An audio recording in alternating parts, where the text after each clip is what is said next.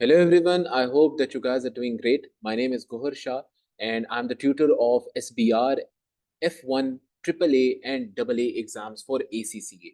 आज का ये demo lecture is going to be only about SPR strategic business reporting, जो कि आपके एसीसीए के प्रोफेशनल एग्जाम्स का दूसरा एग्जाम है, P2 का एग्जाम। एंड इस एग्जाम के अंदर आप वही चीजें पढ़े होते हैं जो कि आपने पहले कभी किसी जमाने में पढ़ी थी। I am right now relating towards FA1। FA1 के एग्जाम के अंदर आपने क्या चीज सीखी? डेबिट्स एंड क्रेडिट्स करना। आपने नॉर्मल अकाउंटिंग के बारे में पढ़ा, आपने 5 मेजर एलिमेंट्स ऑफ अकाउंटिंग के बारे में पढ़ा। उनकी बेसिक डिफॉल्ट पोजीशन डेबिट्स पे होती है, क्रेडिट्स पे होती है, आपने ये पढ़ा। अगर इन्वेंट्री को सेल कर रहे हैं, कैश रिसीव कर रहे हैं, तो उसमें डेबिट्स एंड क्रेडिट्स क्या होंगे। आपने बेसिकली ये पढ़ा कि दुनिया के अंदर two way credit and debit system होता है, यानी डबल एंट्री सिस्टम होता है, जिसके थ्रू हम लोग अपनी ट्रांजैक्शंस को रिकॉर्ड कर रहे होते हैं इनटू टी अकाउंट्स, और फिर उससे फर्दर ट्रायल बैलेंस को। ट्रायल बैलेंस से आगे आपने दुनिया के बारे में जाना, अकाउंटिंग की दुनिया के बारे में, FA2 में, जहां पे आपने पार्टनरशिप के अकाउंट्स को पढ़ा, नॉर्मल डिप्रिसिएशन की तरफ गए, अमोर्टाइजेशन का क्राइटेरिया आपने पहली दफा पढ़ा जिंदगी में। इसके अलावा आपने FA2 के अंदर और भी बहुत डिटेल में अकाउंटिंग को समझा, मुश्किल एंट्रीज को कैसे रिकॉर्ड किया जाता है आपने ये पढ़ा। स्टेटमेंट्स कौन कौन सी होती हैं आपने ये भी पढ़ा था कि प्रॉफिट एंड लॉस स्टेटमेंट क्या होती है, फाइनेंशियल पोजीशन की स्टेटमेंट क्या होती है, एसेट्स को डिटेल में पढ़ा, लायबिलिटी को डिटेल में पढ़ा, इक्विटी को डिटेल में पढ़ा।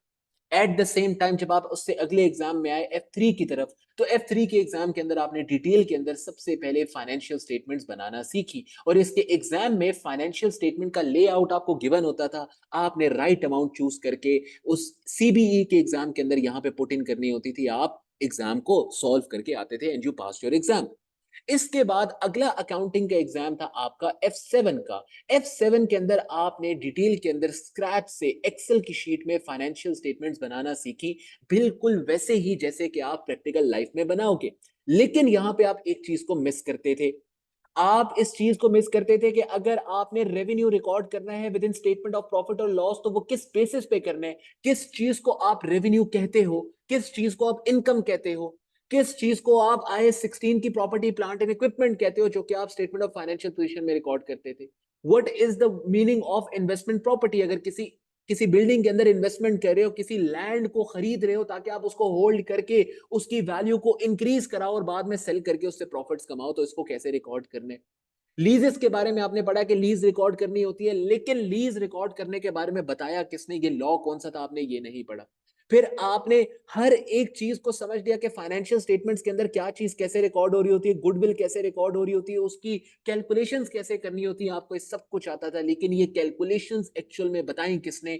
आपके ट्यूटर ने आपको बताई। लेकिन उससे इंपॉर्टेंटली, ट्यूटर को किसने बताई ये कैलकुलेशंस कहां से बेसिकली उठ के आती हैं, आपने ये नहीं पढ़ा। इसीलिए SBR स्ट्रेटेजिक बिजनेस रिपोर्टिंग, ये एग्जाम, इसके नाम से आपको क्या समझ आता है कि जो चीजें आप फाइनेंशियल स्टेटमेंट्स में रिकॉर्ड कर रहे हो, यानी कि जिन चीजों को आप रिपोर्ट कर रहे हो, ये रिकॉर्ड किस बेसिस पे की जाती हैं। गुडविल अगर आपने रिकॉर्ड करना सीखी, आपने कैलकुलेट करके रिकॉर्ड करना सीखी, उसको कैलकुलेट करना सीखा, तो वो आपको कैलकुलेशन का तरीका, उसकी डिटेल नॉलेज आपको बताई एक स्टैंडर्ड ने, which was named IFRS 3। Consolidation का स्टैंडर्ड हुआ करता था, जिसमें फर्दर और भी लिंक्ड बहुत से स्टैंडर्ड्स होते हैं। इसी तरह से अगर आप किसी कंपनी में इन्वेस्टमेंट कर रहे हो और 50% से लेस आपके पास कंट्रोल नहीं है, तो आप उसको एसोसिएट का नाम दिया करते थे, और एसोसिएट के लिए वन लाइन आप ट्रीट करते हो कि उससे हमारा ड्यूरिंग द ईयर इतना प्रॉफिट का शेयर और इन्वेस्टमेंट शो कराते हो स्टेटमेंट ऑफ फाइनेंशियल पोजीशन के अंदर। ये आपको बताया IAS 28 ने, लेकिन आपने IAS 28 को नहीं पढ़ा, आपने कैलकुलेशन करना सीख ली। इसी तरह से जब आप रेवेन्यू रिकॉर्ड करते थे, तो आप सिर्फ F7 के केस में ये सोचा करते थे, if we are selling something to someone और वो बंदा खरीद रहा है, तो जो वो पैसे हमें पे करेगा, बेशक वो रिसीवेबल रिकॉर्ड हो रहे हैं या कैश में हमें पे कर रहे हैं, वो हमारा रेवेन्यू है, जो कि statement of profit and loss के अंदर एज ए रेवेन्यू रिकॉर्ड होगा।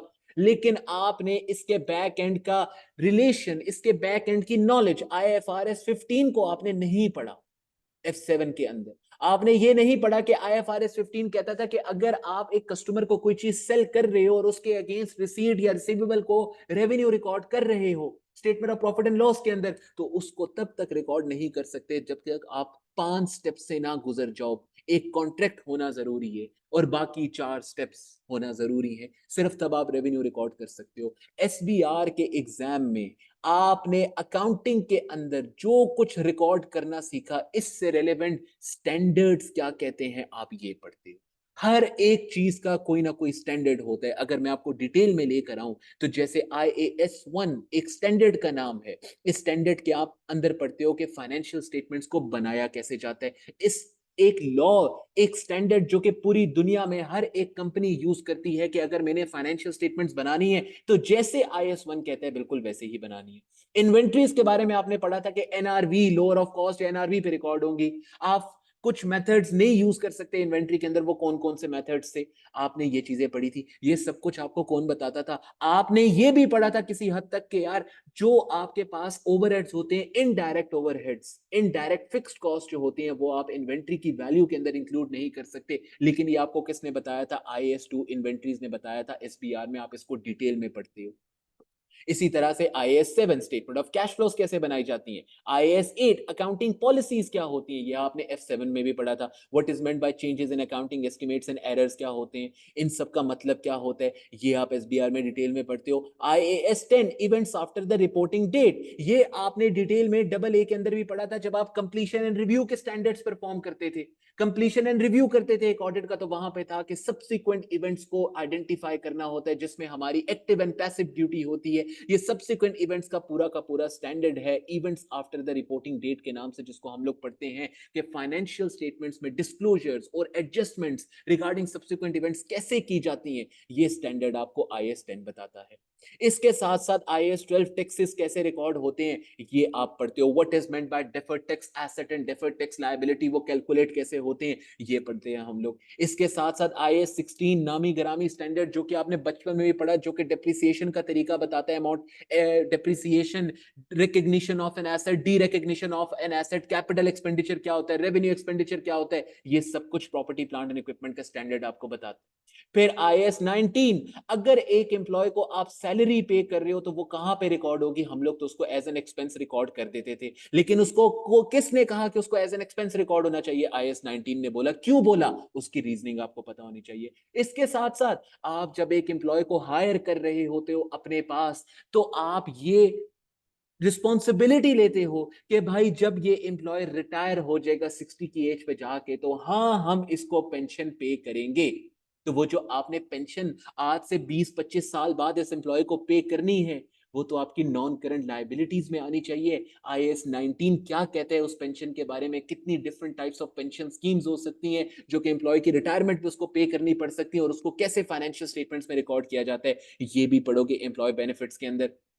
फिर IAS 20 accounting for government grants, ये आपने F7 के अंदर भी पढ़ा कि अक्सर बिजनेसेस ऐसे होते हैं, फार्मिंग का बिजनेस हो गया, या फिर दुनिया के अंदर या फिर आपके कंट्री के अंदर बहुत बड़ा कोई कोलैप्स आ गया, आपके पास कोई नेचुरल फिनोमेना ऐसा अकर हो गया कि आपके बिजनेस को बहुत बड़ा लॉस हो गया, तो गवर्नमेंट आपको कोई ना कोई पैसे पे करेगी, आपकी हेल्प करेगी। उस हेल्प को, उस ट्रांजेक्शन को कैसे डेबिट एंड क्रेडिट करना है, किस चीज को आपने रिकॉर्ड करना है, IAS 20 आपको बहुत डिटेल में बताता है इसके बारे में। फिर IAS 21 हम लोग पढ़ते हैं SBR के अंदर, जहां पे हम पढ़ते हैं the effect of changes in foreign currency exchange rates, के फॉरेन करेंसी की वजह से आपके पास क्या इफेक्ट्स आते हैं, फॉरेन करेंसी रिजर्व बनता है, आपके पास statement of profit and loss के अंदर क्या चीज जाती है, OCI में क्या चीज जाती है, आपके एसेट्स किस तरह हर साल रीवैल्यू होते हैं अपॉन द एक्सचेंज रेट। अगर आपने एक एसेट किसी और करेंसी में परचेज किया था तो उस कंट्री के अंदर उसकी वैल्यू चेंज हो रही है, तो आपके पास भी उसकी फेयर वैल्यू चेंज होगी, लेकिन अब आपने हर साल उसको एक्सचेंज रेट को यूज करते हुए रीवैल्यू करना है। ये कैसे किया जाता है? दो टाइप्स के एसेट आते हैं इसके अंदर, एक होते हैं मॉनेटरी एसेट, एक होते हैं नॉन मॉनेटरी एसेट्स, इनको किस तरह से हम लोग वैल्यू करते हैं। फिर आता है IAS 23 बोरोइंग कॉस्ट, जो कि आपको यह बताता है कि अगर आप एक मशीन, एक बिल्डिंग, एक IAS 16 की property non current asset construct कर रहे हो और उसको बनाने के लिए आपने बैंक से कोई लोन लिया, तो उस बैंक से लिया गया लोन, उसके ऊपर लगा गया इंटरेस्ट, जो कि आप पहले प्रॉफिट एंड लॉस में एक्सपेंस आउट कर देते थे, इस स्टैंडर्ड के आने के बाद अब उस एक्सपेंस को, जो कि इंटरेस्ट का पोर्शन है, उसको आप कैपिटलाइज करते हो, और उसको कैसे करते हो ये यहाँ पे IAS 23 बोरोइंग कॉस्ट आपको बताता है। इसमें भी दो किस्म के लोन्स आते हैं, एक वो जो कि स्पेसिफिक इस पर्पस से लिए गए हैं कि आप इस लोन से सिर्फ और सिर्फ बिल्डिंग कंस्ट्रक्ट करोगे या फिर कोई एसेट कंस्ट्रक्ट करोगे, और वो लोन्स होते हैं जेनेरिक पर्पसेस से लिए गए लोन्स जो कि आपने स्पेसिफिक इस पर्पस से नहीं लिए, तो आप उनको कैसे ट्रीट करते हो। फिर आता है आपके पास IAS 24 रिलेटेड पार्टी डिस्क्लोजर्स कि आपकी रिलेटेड हर एक कंपनी की रिलेटेड पार्टीज होती हैं। जैसे मेरे लिए रिलेटेड पार्टीज मेरे घर वाले हो गए, आपके लिए आपके घर वाले आपके रिलेटेड पार्टीज हैं। अगर उनके साथ कोई ट्रांजेक्शन हो रही है डॉलर्स के अंदर, तो वो आपने अपने यूजर्स को बताना है फाइनेंशियल स्टेटमेंट्स में कि मैंने अपने घर वालों से इतने पैसे लिए थे, उनको इतने की चीजें सेल की थी। ये रिलेटेड पार्टी कहता है कि आपने कुछ डिस्क्लोजर्स देने होते हैं फाइनेंशियल स्टेटमेंट्स के अंदर। वो डिस्क्लोजर्स कौन से होते हैं ये बहुत डिटेल में हम लोग पढ़ते हैं। IAS 27 सेपरेट फाइनेंशियल स्टेटमेंट्स, यानी कि individual financial statements, not the consolidated financial statements, ये कैसे बनाई जाती हैं। IAS 28 इन्वेस्टमेंट इन एसोसिएट्स, जैसे मैंने आपको अभी बताया कि कैसे इसको रिकॉर्ड किया जाता है इसके इन्वेस्टमेंट को। IAS 32 फाइनेंशियल इंस्ट्रूमेंट्स प्रेजेंटेशन, ये अब नया स्टैंडर्ड IFRS 9 तीन स्टैंडर्ड्स को मिला के बनता है, IAS 34 को मिला के। इसके साथ साथ यहाँ पे नीचे और दो स्टैंडर्ड्स है जिनको मिला के बनता है IFRS 7। At the same time IFRS 9 के अंदर ये तीनों के तीनों इनकॉर्पोरेट हो जाते हैं। कि आपने F7 में सीखा था कि लोन को अमोर्टाइज्ड कॉस्ट पे कैसे कैरी फॉरवर्ड किया जाता है, उसकी अमोर्टाइज्ड कॉस्ट क्या होती है। अब उसकी बेसिस पे अगर आप किसी कंपनी को लोन दे रहे हो तो उसको कैसे रिकॉर्ड करोगे, अगर किसी कंपनी में इन्वेस्टमेंट कर रही हो तो उस इन्वेस्टमेंट को कैसे रिकॉर्ड करोगे, अगर लॉन्ग टर्म इन्वेस्टमेंट है तो वो उसका गेन जो होगा उस इन्वेस्टमेंट के अगेंस्ट, जो हर साल शेयर्स की वैल्यू इंक्रीज हो रही है, आपके पास गेन आ रहा है, वो प्रॉफिट एंड लॉस में जाएगा या OCI में जाएगा। ये बेसिस हम लोग सीखते हैं IFRS 9 के अंदर। फिर अर्निंग्स पर शेयर का तो स्टैंडर्ड वैसे भी आपने पढ़ा हुआ है। IAS 34 इंटरिम फाइनेंशियल स्टेटमेंट्स कैसे बनाई जाती हैं। 12 मंथ्स के अकाउंट आपने बनाना सीखे विद इन F7। अब नया कॉन्सेप्ट आप पढ़ोगे कि कंपनीज अक्सर 6 मंथ के अकाउंट से बनाती हैं और क्यों बनाती हैं, और उसमें क्या क्या चीज इंक्लूड की जाती है। इंटरिम फाइनेंशियल स्टेटमेंट्स पढ़ते हैं, पढ़ेंगे हम लोग। IAS 36 इंपेयरमेंट ऑफ एसेट्स, ये तो आपने सीखा भी, लेकिन अब डिटेल में इसके स्टैंडर्ड को पढ़ेंगे कि स्टैंडर्ड क्या कहता है कि इंपेयरमेंट किस तरह से चार्ज की जाती है, एक्सटर्नल इंडिकेटर्स क्या होते हैं, इंटरनल इंडिकेटर्स क्या होते हैं। फिर what is recoverable amount, recoverable amount is the higher of two things, या तो fair value less cost to sell, या फिर दूसरा which was the value in use. अब ये fair value less cost to sell कैसे उठानी है, वैल्यू इन यूज कैसे कैलकुलेट करनी है, ये आप पहले तो आपको लिखी लिखाई मिल जाया करती थी एग्जाम्स के अंदर, अब आपको ये चीजें कैलकुलेट आनी चाहिए, कैलकुलेट करना आनी चाहिए regarding investment assets and in impairment of assets. फिर IAS 37 तो बहुत मशहूर है जमाना स्टैंडर्ड, जिसमें provision contingent liabilities and contingent asset, और इसके अंदर आपको वो टेबल याद है कि 95% एंड अबव जो है चीज वो वर्चुअली सर्टेन है। अगर वो लायबिलिटी है तो उसको रिकॉर्ड करो, एसेट है तो उसको रिकॉर्ड करो। अगर पॉसिबल वाला केस है तो फिर उसके अंदर क्या करना है, प्रोबेबल वाला केस है तो फिर क्या करना है, रिमोट है तो फिर क्या करना है एसेट और लायबिलिटी के केस में। प्रोविजन क्या होती है, कंटिंजेंट लायबिलिटी क्या होती है, कंटिंजेंट एसेट क्या होता है, ये सब कुछ पढ़ना होता है आपने। ये स्टैंडर्ड इसके बारे में क्या कहते हैं। IAS 38 इंटेंजिबल एसेट्स क्या कहते हैं, डेवलपमेंट क्या होती है, रिसर्च एक्सपेंस क्या होता है, कैसे कैपिटलाइज किया जाता है, कैसे अमोर्टाइज किया जाता है, लाइफ कैसे सेलेक्ट की जाती है, और ऐसे इंटेंजिबल एसेट्स जिनकी इनडेफिनिट यूजफुल लाइफ है, ऐसे इंटेंजिबल जो कि आप ताहयात यूज कर सकते हो, उन पे उनकी कोई लाइफ नहीं है, तो उसके साथ क्या किया जाता है। फिर आगे आता है IAS 40 इन्वेस्टमेंट प्रॉपर्टी। कोई एक ऐसी प्रॉपर्टी आप परचेज कर लो, बिल्डिंग खरीद ली, लैंड खरीद लिया, जिसपे आपका गोल ये है कि आप उससे सिर्फ और सिर्फ कैपिटल अप्रेजल कर सको, अपने कैपिटल को बढ़ा सको। एक बिल्डिंग खरीद रहे हो, रेंटल्स अर्न करने के लिए खरीद रहे हो, उसको आपने यूज नहीं करना तो IAS 16 में नहीं जा सकती, वो डेप्रिशिएट नहीं हो सकती। आप अगर एक लैंड खरीद के अपने पास रख रहे हो और उस सोच रहे हो कि मैं इस लैंड को बेचूंगा जब इसकी वैल्यू इंक्रीज कर जाएगी, तो वो लैंड IAS 16 में नहीं जा सकता, वो इन्वेस्टमेंट प्रॉपर्टी IAS 40 में जाता है। और IAS 40 क्या कहता है, किस तरह से कैलकुलेट करना है, क्या करना है, ये पढ़ना पड़ता है हम लोगों को। IAS 41 एग्रीकल्चर का एक डिफरेंट स्टैंडर्ड्स कि अगर मुर्गियां रखी हुई, आपने मुर्गियां अंडे दे रही हैं, तो मुर्गियों को कैसे रिकॉर्ड करोगे और अंडों को कैसे रिकॉर्ड करोगे। अगर आपने दरख्त लगाए हुए आम के, तो वो आम कैसे रिकॉर्ड करोगे, और उनको दरख्त जो आपने लगाए उसकी भी कॉस्ट है, वो कैसे रिकॉर्ड करोगे, और जिस जमीन के ऊपर वो दरख्त लगे हुए वो कहां पे रिकॉर्ड होगी। IAS 41 हम लोग इससे रेलेवेंट पढ़ते हैं। IAS 41 आपको एग्रीकल्चर के बारे में बताते हैं। फिर IFRS 1 first time adoption of international financial reporting standards के पहली दफा, अगर आप कोई कंपनी आज से पहले IAS एंड IFRS यूज करके फाइनेंशियल स्टेटमेंट्स नहीं बनाई, जैसे सऊदीया के अंदर 3 साल पहले हुआ करता था, नया नया IAS एंड IFRS इंप्लीमेंट हुआ, तो वहां की कंपनीज को जिंदगी में पहली दफा फाइनेंशियल स्टेटमेंट्स बनानी पड़ी using IFRS and IAS standards. तो फिर इसके बारे में आईएफआरएस 1 बताता है कि आप पुरानी 3 साल की फाइनेंशियल स्टेटमेंट्स को बनाओगे और 3 साल की फाइनेंशियल स्टेटमेंट्स को यूजिंग आईएफआरएस बनाओगे, ओपनिंग लेकर आओगे, क्लोजिंग लेकर आओगे, और कैसे करोगे ये आईएफआरएस 1 में पढ़ते हैं। फिर आईएफआरएस 2 आता है शेयर बेस्ड पेमेंट्स, कि अगर आप अपने एम्प्लॉयज को कह रहे हो कि यार मेरे से शेयर्स ले लो, तो उसको कैसे रिकॉर्ड करना है। उनके सैलरी के साथ साथ उनको एज अ बोनस आप शेयर्स दे रहे हो, तो उसको कैसे रिकॉर्ड करने आपने। इसमें भी 2 कैटेगरीज आती थी, वो 2 कैटेगरीज में हम लोग पढ़ते हैं। फिर अगर मैं आगे आऊं तो आगे कुछ स्टैंडर्ड्स आईएफआरएस 3 बिजनेस कॉम्बिनेशन, जिसमें आपने गुडविल कैलकुलेट करना सीखी। IFRS 5 non current assets held for sale and discontinued operation. कब एक एसेट ऐसा हो सकता है जब आपने डिसाइड कर लिया कि उसको सेल करना है, उसको यूज नहीं करना, तो उस केस में उसको कहां पे रिकॉर्ड करना है। फिर आईएफआरएस 7 फाइनेंशियल इंस्ट्रूमेंट्स, ये भी आईएफआरएस 9 में चला जाता है। आईएफआरएस 8 ऑपरेटिंग सेगमेंट्स, कि एक कंपनी के डिफरेंट सेगमेंट्स हो सकते हैं। हो सकता है एक कंपनी की कोई सब्सिडरी ना हो, कोई एसोसिएट ना हो, लेकिन वो एक जगह शूज सेल करती हो, एक जगह ग्लव्स सेल करती हो। तो किस बेसिस पे फाइनेंशियल स्टेटमेंट में शूज की इंफॉर्मेशन अलग दोगे और ग्लव्स के इंफॉर्मेशन अलग दोगे, कि शूज से कितना रेवेन्यू आया, उसका एक्सपेंस कितना था, शूज से कितना प्रॉफिट हुआ, ग्लव्स से कितना रेवेन्यू आया, उसका एक्सपेंस कितना था, उससे कितना प्रॉफिट हुआ। ये इन्फॉर्मेशन आपको डिस्क्लोज करनी पड़ सकती है। आईएफआरएस 9 के बारे में मैं आपको पहले ही बता चुका हूं। आईएफआरएस 10 कंसोलिडेटेड फाइनेंशियल स्टेटमेंट्स कैसे बनती हैं, जो कि F7 में आपने बनाना सीखी। लेकिन अब आईएफआरएस 10 की डिटेल्ड थ्योरेटिकल नॉलेज क्या कहती है, इनके बारे में ये पढ़ना पड़ता है। इसके साथ साथ आईएफआरएस 11 जॉइंट अरेंजमेंट्स, कि आपने सब्सिडरी नहीं खरीदी, 50% शेयर किसी कंपनी के आपके पास है और 50% किसी और कंपनी के पास है, तो इस केस में वो क्या बनेगी, जॉइंट अरेंजमेंट। जॉइंट अरेंजमेंट के केस में 2 केसेस होते हैं फर्दर आगे जाके, joint operation and joint venture. इनको कैसे रिकॉर्ड किया जाता है, इनका प्रॉफिट कैसे रिकॉर्ड होते हैं, इनके एसेट्स कैसे रिकॉर्ड होते हैं, लायबिलिटीज कैसे रिकॉर्ड होती हैं, ये पढ़ते हैं हम लोग। फिर IFRS 12 disclosure of interest in other entities, के कौन कौन से डिस्क्लोजर्स देने पड़ते हैं अगर आपके पास जॉइंट वेंचर है, एसोसिएट में इन्वेस्टमेंट है, अगर आपके पास कोई ऐसी सब्सिडरी है, तो उससे रेलेवेंट आपको क्या क्या डिस्क्लोजर्स देने होंगे। फिर आईएफआरएस 13 फेयर वैल्यू मेजरमेंट, कि अगर आप आईएस 16 में किसी चीज को रीवैल्यू करते थे तो फेयर वैल्यू पे करते थे, आईएस 38 में किसी चीज को रीवैल्यू करते थे तो फेयर वैल्यू पे करते थे, आईएस 40 में किसी चीज को रीवैल्यू करते हो तो फेयर वैल्यू पे करते हो।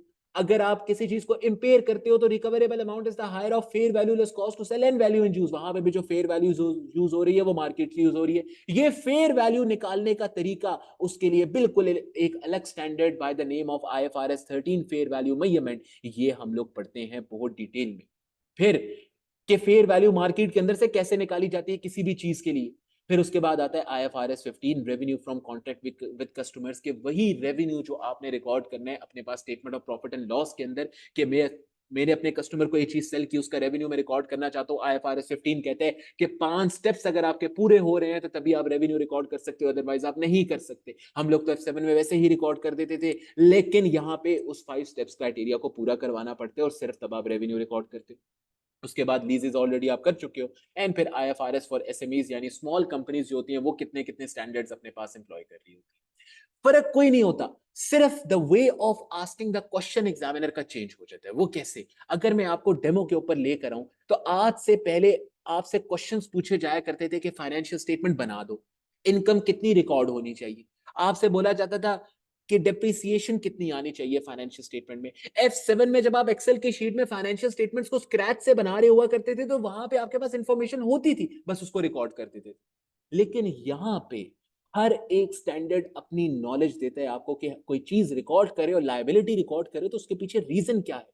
अब हो सकता है मैनेजमेंट गलत लायबिलिटी रिकॉर्ड करे, तो आपको पता होना चाहिए कि ये लायबिलिटी गलत क्यों रिकॉर्ड हो रही है, क्योंकि स्टैंडर्ड ये कहता था, हमने उसको फॉलो करना था, लायबिलिटी ऐसे रिकॉर्ड करनी थी, लेकिन हमने ऐसे नहीं की, तो वो गलत रिकॉर्डेड है।